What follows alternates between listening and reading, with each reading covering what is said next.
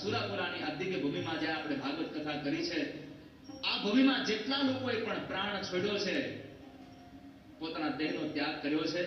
એ બધી જ ચેતનાઓ માટે આપણે આ પ્રાર્થના કરી રહ્યા છીએ. ખૂબ ભાવથી પ્રાર્થના કરજો, તમારા પિતૃ અને ભગવાનનું ધામ મળે, તમને પરમાત્મા રાજી થાય એવા કામ કરવાની સદવિચારથી ધારાઓ મળે,